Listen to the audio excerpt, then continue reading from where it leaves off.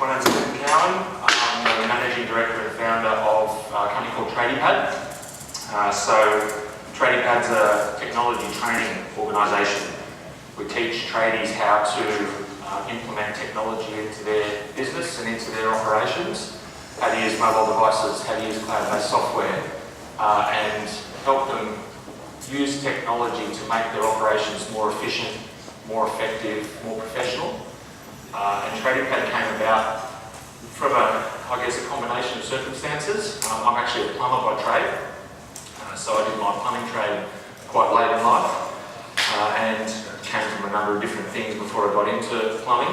But I was that typical tradie that had paper everywhere. That was my dashboard, that was my office, paper everywhere, and thinking to myself, there's got to be a better way to run a business. There's got to be a better way to make business efficiency work better for us. How can we use technology to make the business work better?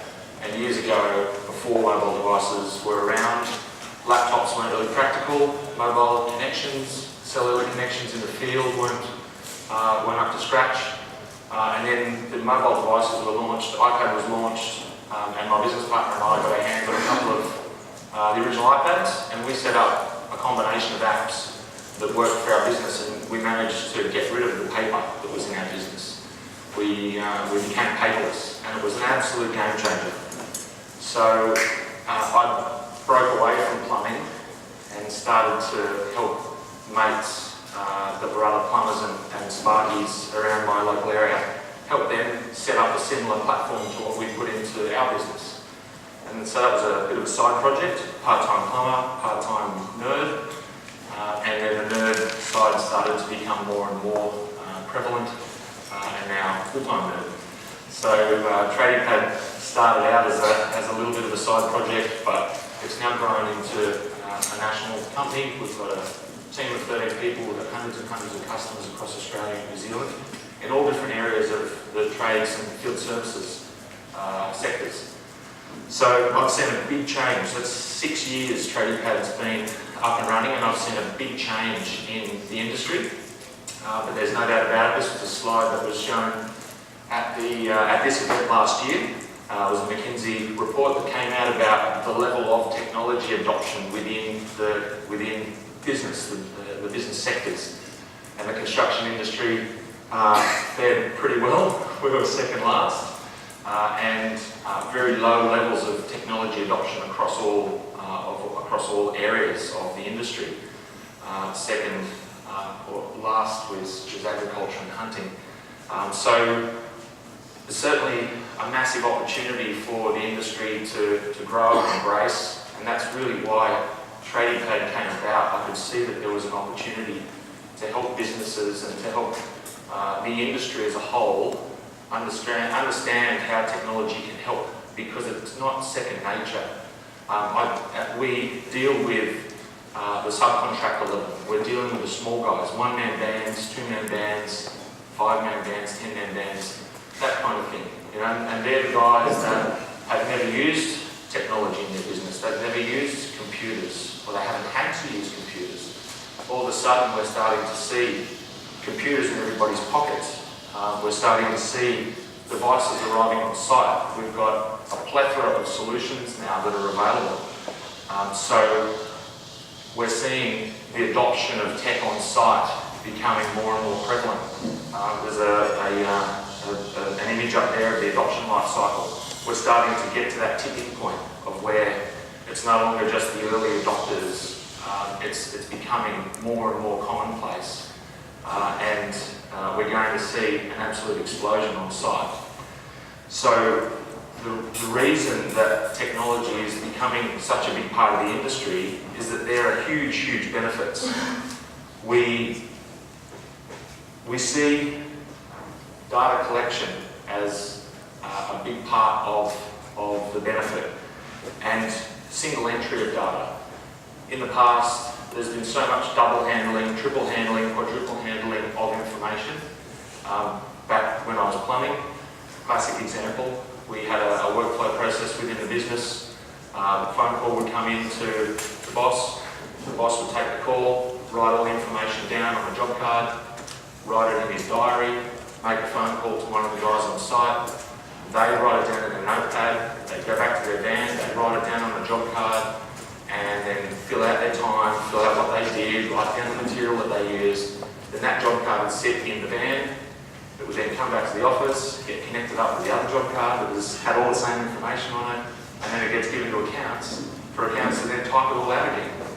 So you've got all of this time wasting and double and triple handling, because that's the way it worked, that's the way it was. But now with the technology that we have available, we can have single entry of data. So, and it's at the source, it's the workers on site that have these devices that are able to record their times and record the material that they've used and fill out their forms and collect data that's instantly fed back to the office. And it's not just coming back to the office, it's going into systems, it's going into databases, it's going where it needs to go. So we're getting a big increase in efficiency of data collection and the speed of transmission. And that live data feed is now giving us the ability to make decisions. So you can make decisions about a project and where it's going and how it's performing, and you can be proactive with the projects rather than getting to the end of the project and going, geez, we didn't do very well on that one. What happened? And having to go back and manually dissect things. Now we're able to get that live feed of data, and we're able to use that data and use those analytics to drive efficiency and drive productivity. And the last one, and this is the one that's really I'm quite passionate about, is visibility and accountability. And it's the accountability piece. We've got a couple of guys that will be coming up on stage with me very shortly, and we were talking about that accountability outside. We now have tools that allow us to track the time that our workers are spending and what they're spending their time on. And there's no hiding. We're able to limit or eliminate as much of that unproductive time as possible. So at the end of the day, we can have a look at what time a worker has recorded and what they've recorded it on, whether it's billable time, non-billable time, whether they've been hiding on site, whatever it might be. So the visibility and the accountability of the workers is helping to increase, I think, the professionalism in the industry. There's a certain stigma that's associated with tradies about maybe not being the best business people, maybe being a little bit lazy, maybe not being as good at business as they could be. But technology is allowing us to eliminate that and really increase that professionalism on site. And collaboration is a massive one as well. It's a key discussion point for the whole event. Collaboration is key. We can collaborate internally within the business, so we're able to get information flowing backwards and forwards from the field to the office, and we can collaborate with the other key stakeholders within the project, whether it's the head contractor or it's suppliers or it's subbies or whatever it might be. But collaboration is becoming a key focus for the businesses and the software companies that we deal with. And as a business owner, you have so many things to consider. Like we have hundreds and hundreds of clients that have already made the leap to technology, but from a business owner's perspective that hasn't made that leap yet, they have so many things to consider. They've got so many workflow processes that they need to think about, that the technology or the software solution that they're looking at implementing into their business has to fix for them or do for them. And that's something that we, at Tradiepad, that's what we help the businesses understand. A lot of times we're dealing with businesses that haven't thought about this stuff before. They just go to work and they do their job and they get paid. They haven't thought about workflows. They haven't thought about breaking out processes. They haven't thought about standardising, which was mentioned in this morning's session.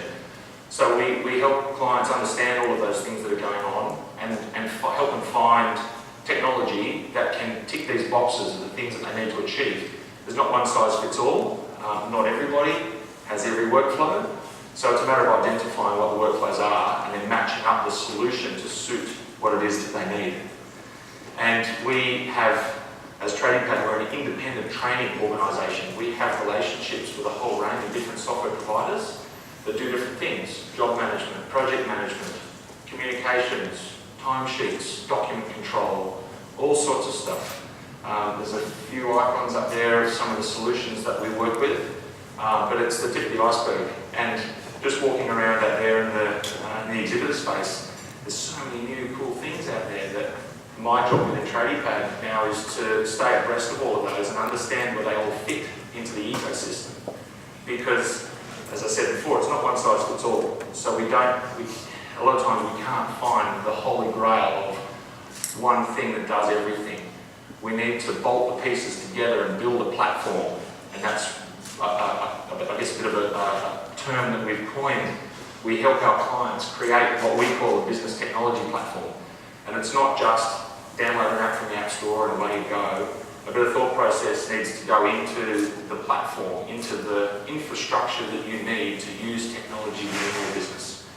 It's not just one piece of operational software and the problem to solve. There's consideration of devices. What devices do I need? Do I use Android? Do I use iOS? Do I use phones? Do I use tablets? Do we use mobile device management to manage the fleet of devices that we have out there? Do we look at putting a cloud-based communication tool in place like Office 365 or G Suite? What cloud storage facility do I use? Is it Dropbox? Is it Google Drive? Is it OneDrive? So all of these things are taken into consideration when we're discussing that platform, the business technology platform with the business, and we're helping put all of these pieces together. Accounting is a huge one, where with the types of clients that we're dealing with, they're using Xero, they're using MYOB, they're using QuickBooks as their accounting software, and that's a really key piece of the puzzle of the business, but it doesn't do project management. It doesn't do, the accounting programs don't do job management and scheduling. So the operational software is where we manage the customers, we manage the scheduling, we manage the site and field data collection, but integration between the accounting package and the operational software and all the other components, the apps to fill the gaps as we call them, integration becomes a really key piece of the puzzle. So integrated solutions and collaboration, I'll bring that word back again, collaboration. Integrated solutions is where we play, and it's a big focus for us. The cloud-based solutions that have APIs that allow connections to be made between product A, product B, product C, and we use a specific piece of software to do a specific task, but bolt them all together so that the information is flowing where we need it to flow. So we might have a timesheet tool, we might have a project management or scheduling tool, or cost tracking tool, and they can work together to provide this integrated approach with the data being collected in the specific silos but being shared across the board. And there's a real process that goes into determining what that platform is going to look like. And it's something that we take very seriously in, I guess, a bit of a consultative approach with the businesses that we're dealing with. Everybody does things differently. Everyone's business is special. I operate like this, and I do that, and I do something else. So we take the time to learn and understand what a business does and how they operate and where they want to go in the future and what their level of technology adoption is, so that we can understand what the requirements are going to be and then match up the best fit solution to suit their business. And it's a really key part. We have so many clients that come to us that have gotten onto a particular piece of software because my mate was using it and he said it was really good. And sometimes that works, a lot of times it doesn't. So it's a matter of finding that best fit, and then once you've found that solution, implementation into the business and change management in the business is critical. Training, education, taking some time and having a strategic approach to making sure that this investment that you're making into infrastructure in your business is being done correctly is absolutely critical. Again, we see businesses where they say, oh, we've decided on this piece of software and we put an app onto our guys' phones and we told them to use it. We didn't train them. They should just know. They know how to use Facebook. Why don't they know how to use this thing? So a bit of education and training goes a long way, and then ongoing education and keeping up to date with the nature of this industry, or the nature of the cloud-based software that we deal with. It's evolving all the time. There's new releases, new updates, new functionality. new technology. Apple just released iOS 11 that had a whole heap of new features that the software developers are now able to develop to. One of the software solutions we work with called ServiceMate has a new feature which is using the augmented reality functions of the iOS platform to allow measuring. So you can point your phone from point to point and it's giving you centimetre accurate measurements. So these new developments in the hardware, new developments in the software needs to be kept up with. We need to keep your finger on the pulse with what's going on. But ultimately, the real passion for me is seeing the improvement in the industry, seeing that stigma that's associated with tradies dissolving and seeing tradies becoming recognised as the business people that they actually are. So an increase in professionalism, no more plumbers with bum cracks hanging out.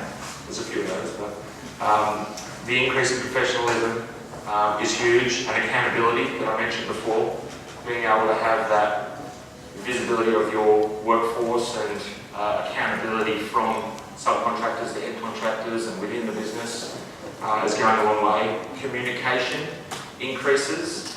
Projects where we've got multiple stakeholders or multiple people involved, communication is critical. Communication between head contractor and the client, head contractor and the subcontractors, subcontractors and suppliers. Communication is a really important part of the process, and that's something that technology is helping with. Collaboration, I mentioned before, and the last one being, or the last two, business intelligence and data sharing. We're getting data on businesses, we're getting data on how the business is operating and how the project is going. We're able to use that data to mould the way the business is operating and the way the projects are running. So enough rambling from me. I'll bring my two esteemed guests up on stage. We've got Matthew Bien from Bien Electrical and Gavin Stokes from Subterranean Solutions. So I'll get the guys to come up and take a seat, and we're going to run through. We may need a handheld. Perfect. Thank you very much. We're going to run through a few questions. A bit of a grilling, I guess you could call it. So I'll start with Matt. Can you maybe give us a little bit of a rundown on your business, the type of work that you do, and the types of clients that you're working for? Thanks, Clint, for having me here and everyone.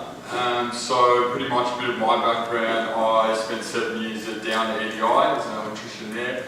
In 2013 I left, started my own thing, and from there I'm now sitting with 25 staff out on site, 4 staff in the office. All the works we do is commercial fit out. We're in education, health and science, and we also service the clients that we deal with. So we're dealing with Monaco, Hickey, Kane, Adco and Hutchison at the moment in the major projects.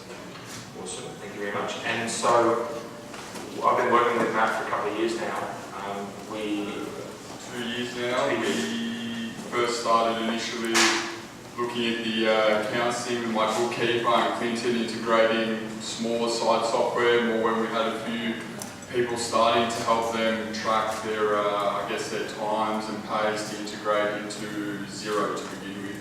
Yeah, and a bit of cost tracking as well, having some visibility of quoted amounts on the project versus actuals. So tracking labour costs, tracking material costs, tracking subcontractor costs. Yeah, through workflow. So we initially started with workflow, but we've moved away from there and we're now into Simpro.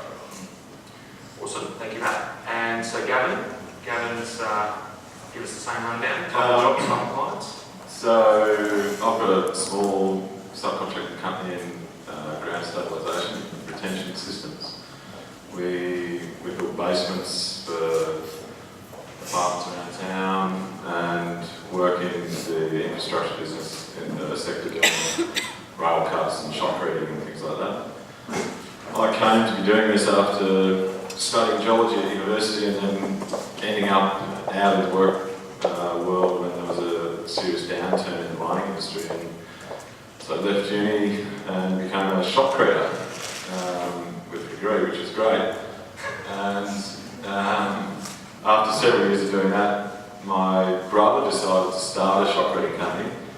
I was working for him and I had a wall collapse on me while I was spraying it, and decided that there was an opportunity to start setting up those walls correctly. So I started Subterranean Solutions, and we've only been operating about 3 years, and it's moving along quite well. There's a lot of work around, and I guess from a subbie's perspective at the moment, if you're not getting your head around what's coming at you in Melbourne and the workload, then you've probably got your head in the wrong space, I reckon.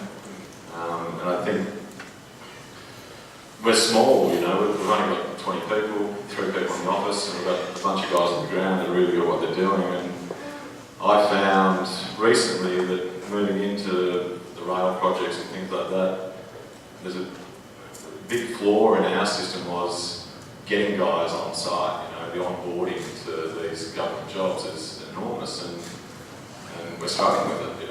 We can't keep up. So with that in mind, I sourced some help really, and that's why I'm here. Clinton's going to sort that out for me. We're literally only a couple of months into our conversation. We signed up to one of his software packages only a couple of weeks ago. I think it'll work, I'm optimistic about it, to say the least. And I'd suggest, one of the things that I'm looking for, especially, is having APIs and that sort of thing set up between the smaller softwares that are designed for us, for the small subcontractor, and the bigger softwares that allow us to do the onboarding once, and then the small software speaks to the bigger software, and it takes that whole process out. So 6 weeks of getting to a project that we've recently joined doesn't have to happen again over and over and over again. So you set it up, and they start to speak to each other, back and forth. So it takes a whole bunch of work out of it for us. Make the magic happen. Yeah. So it leads in nicely to talk about what was the catalyst that made you take that first step to say, okay, I know that this work is coming, and I know that that something needs to change within my business. So what was that catalyst? Well, I guess, being the managing director of a small subbie, I feel like I'm the conduit between the head contractor and the guys on the ground. So I have to create a culture within my organisation of confidence, I guess, going up and down. So up the chain to the head contractor and down the chain to the guys on the ground. And the way to do that, in my opinion, is through communication. And you can't communicate up the chain when you've got 25 people talking down at you, not talking down, speaking to you down that chain, when you've only got 3 people in the office. You have to have the capacity to push things out across, several arms, rather than, one person speaking to 5 is much more efficient than I just can't afford to bring a team of people in to deal with that. So I figure that the software's there, the opportunity's there, embrace it and allow yourself to get involved in the digital storm, basically, instead of burying your head in the sand and losing the momentum going forward. Open yourself up to it, look at the digital storm and embrace it, and find your way through that. And once you're involved and you're moving forward, you're on board, And Matt, what was the catalyst for you to take that first step and bring some technology in the business? So I pretty much put it down to everything what Gavin's talking about in regards to communication between the head contractors and myself, the office team, and getting it back out onto site. I'm very big on the organisation and how things should be structured.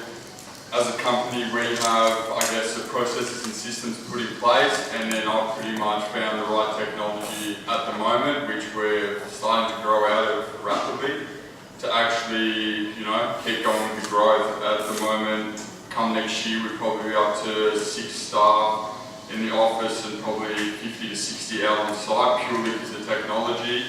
the guys can be scheduled, we can plan months ahead, we can forecast, we can check cost codes, we can use that for estimating, and it gives the guys on site confidence to say that they're following and they know that this technology is in place to assist them, not to hinder them in a way that it's overcomplicated. And the good thing is, in my industry, that a lot of the guys are quite tech savvy, so I've put a lot of training, a lot of steps in place for them to adapt it in quite a fast regime, so they're ahead of it with me. And so you've got some tools now that previously were only available to the larger businesses, the top end of town. You've got tools now that are allowing you to compete with that and have as good data, if not better data than what they Yeah, so pretty much we can monitor everything to the sense of how much time spent in offices, to certain cost codes on site, to materials, and then to the point of breaking that down and reporting back to the guys, and then using that information to find out how we can better areas in projects to compete with other larger contractors and draw those funds from somewhere else and work with margins, and then I guess a big organisation and communication, and then it helps us to grow onto the next project in the bigger size and to monitor. And I know you're only quite, the business is quite young, and you brought technology in at the very, very early stages of the business, but what was the business like before you brought the technology into it? So I think the main first thing was obviously the invoicing aspect. That's a clear-cut thing, you need to get paid, the invoice. But then the main next thing was scheduling people and planning. So we brought in deputy to realistically show where guys needed to be, what jobs we had, starting to use numbers, and then they could start to plan and go ahead. And then it allowed me to get away from all the payroll side of things and all the management. At the end of the week, I could pay and organise 10 people in an hour on a Sunday compared to that being a full-time position in an office for someone. Good change.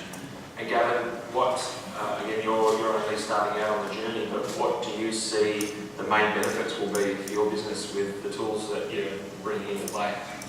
Look, I think back to a couple of weekends ago, we had an occupation on a rail project, and I was thinking about it yesterday, and I know that I missed invoicing stuff, I'm just not going to get paid for it, because I was so busy on the ground doing a whole bunch of stuff, getting the job done. It was a short period of time we had to do the job, we got it done, but if you've got something that activates on the spot, if you can fire your variation out, get it back, tick it, go, and it goes into the system.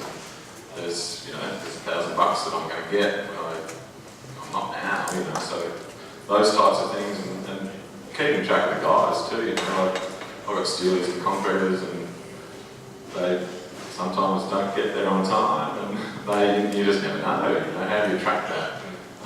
With the technology we're putting in, they're going to clock on and clock off.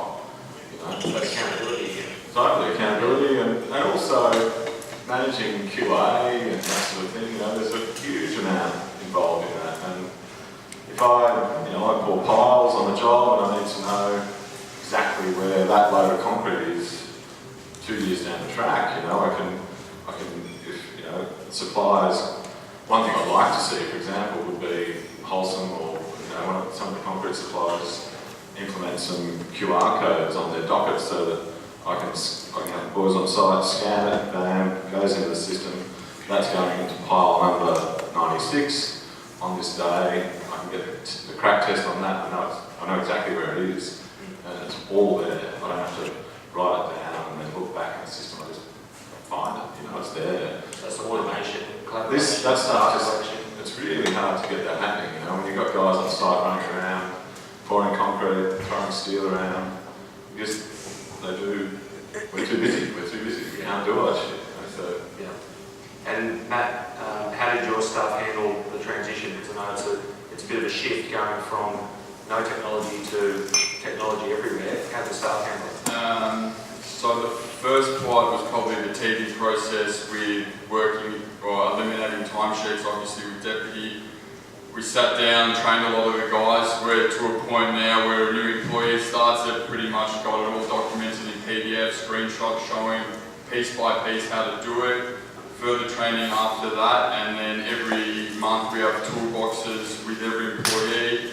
We touch base on it, we touch base on issues that they're finding with the technology, so I can obviously bring it up and pass it on to the support teams there. But realistically, I think a few of the older employees that we have at the start were a bit hesitant, but as soon as they sat down in front of the computers or were shown on site how to do it, 2 weeks later they're on top of it. So, you know, we just implemented cost coding for all materials and all equipment across projects and labour towards cost coding. It took 4 weeks, but now 25 guys every day put material and labour towards the cost code. So there's no issue now. That's cool. I'll talk more about that later on because that ties in with that standardisation. It was mentioned earlier today, and I'll have a bit more to talk about that later on. But Gavin, you've got an upcoming implementation. What have you had to consider from a business perspective with that implementation that's coming up?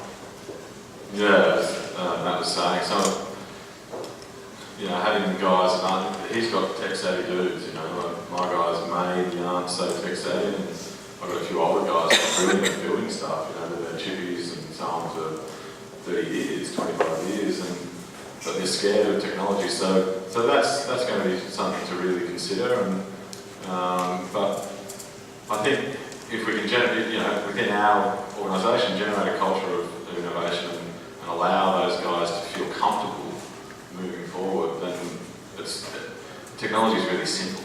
It's really simple, you know, and as soon as they learn to not be scared of it, and they'll pick it up and move on, you know. We actually, that's a big thing I'm taking. We've got to work on the uptake. If it doesn't work, then we have to keep trying until it does.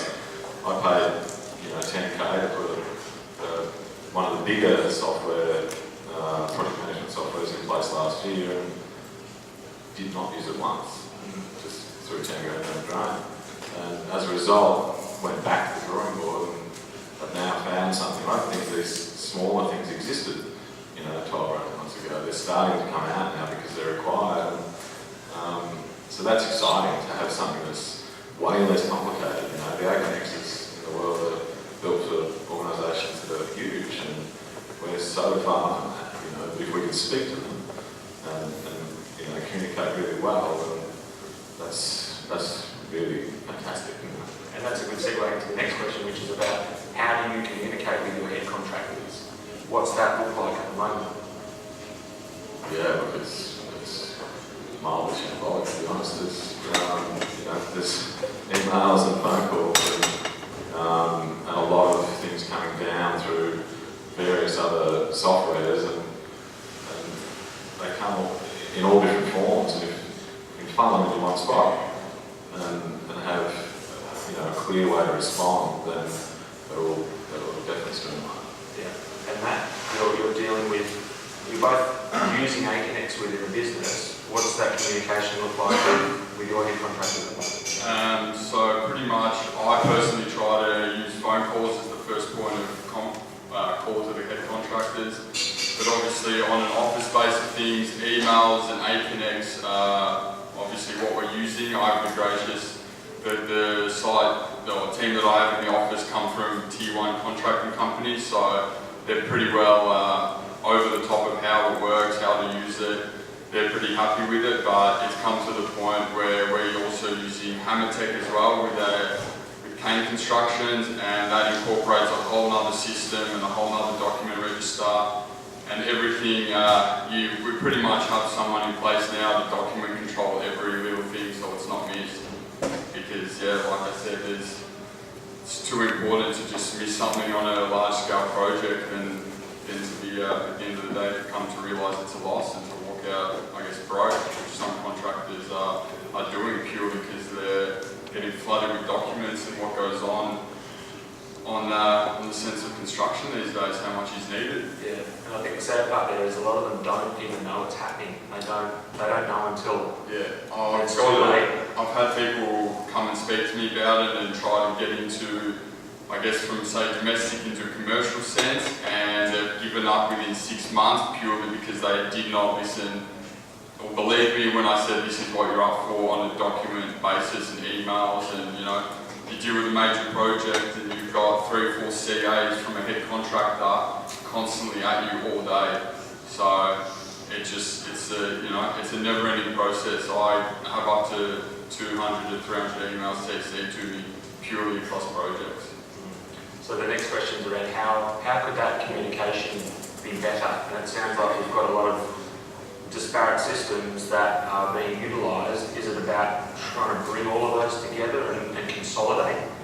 I guess it's finding a structure on a project and what works for the client. So my biggest thing is adapting to how the builder works, how they want to communicate, and then making it easy for them. Because at the end of the day, when push comes to shove, I want to be ticking all the boxes for them and pretty much walking away from them, and the guys do the job without having to stop constantly. You know, we're at a point where we pre-plan everything before construction even begins, from drawings to as-built to materials to booking labour per area, per level.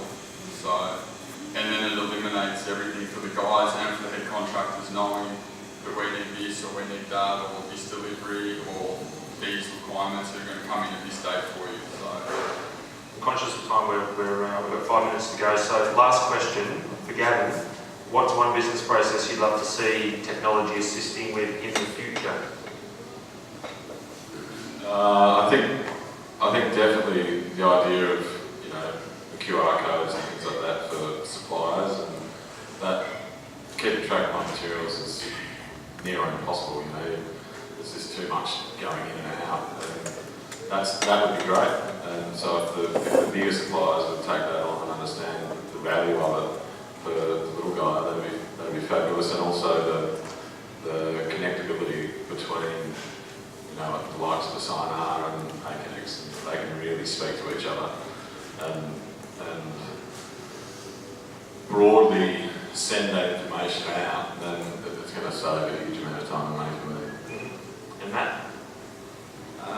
I'd have to say the material aspect, purely because we use over 10,000 little bits and pieces. I'm in the process now of trying to find a way that responsibility lies on the guys on site. I can't get a phone call knowing what they need, telling me to order it, it gets wrong, the next day the delivery comes. I'm in the process of finding an application that they can order on site, responsibility goes to them, it's all recorded, we just have to approve it. And then the material and equipment is a massive thing which is impossible to track. We have over 310 assets, ladders, boxes, tent boards, drills, everything everywhere. It's all on paper. You put it into a system, it goes somewhere else. I'm looking now to the point of going to a developer to find it, to structure to my business needs, where the responsibility goes to the guy on site. Well, this is your tools, your names to it. If it's offloading it, someone else has to sign for it or take it. Otherwise, you know, things just go missing everywhere. It's too hard to track, and we've had 10 things go missing since the start of the year, and no one knows where they are. I know someone that can help you with that. So, thank you guys. I was going to open up to a bit of Q&A out to the audience, but we might keep that to the end. Again, conscious of time. How much time do we have? Wrap it up. I would love to show one short little video, if I can, please. I had a few videos to show, just short videos of some cool technology that we have coming through, and I won't, I'll be selective.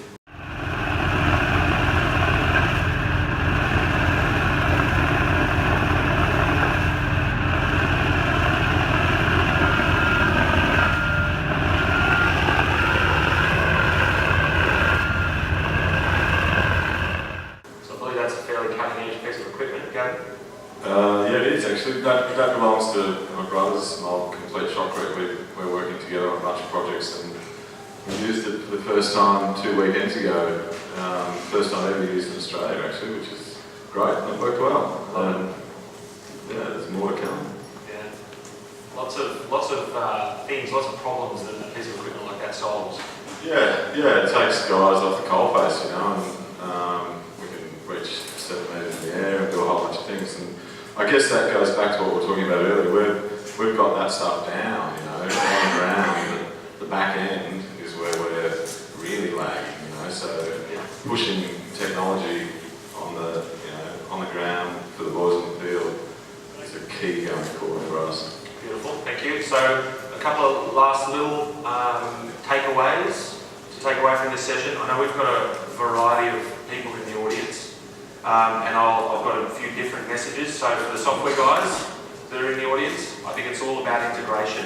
We had Ken this morning talking about API first. Think about the API, think about integrations, think about connecting all of these pieces and having the information that you're collecting flowing into the other systems. I think that's critical. We've got some head contractors in the audience. Communicate with the subbies and support their move or their technology adoption.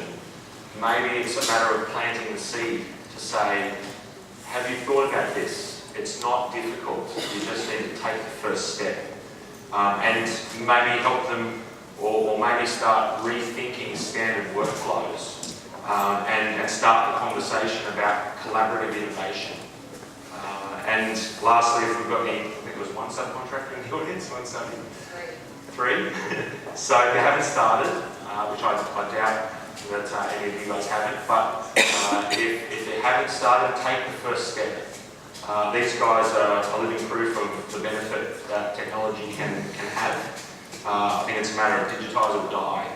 And if you have, then collaborate with your builders and get that data flowing, get the information that you're collecting flowing to where it needs to go to. As mentioned by Andrew this morning, standardisation is a really key thing, and Matthew touched on it before as well. Having some standardisation of cost centre breakdowns and that kind of stuff can help provide so much more visibility within the business and allow you to monitor and analyse the way the business is operating and do something with your data, whether it's reporting.